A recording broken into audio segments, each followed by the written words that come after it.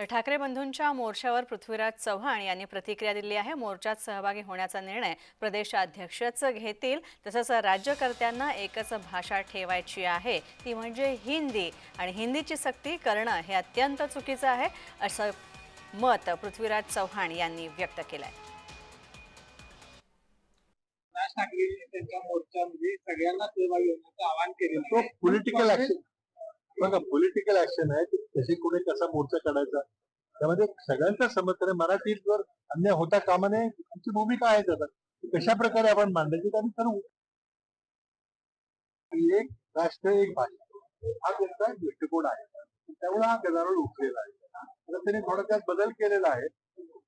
मराठीला कोणाचाच विरोध नाहीये, मला वाटतं विद्यमान शासनात ते देखील मराठीला विरोध करू शकणार नाही। परंतु ज्या प्रकारे नवीन शैक्षणिक धोरण राबवलं जात आहे, दक्षिणेमध्ये गदारोळ उठलेला आहे।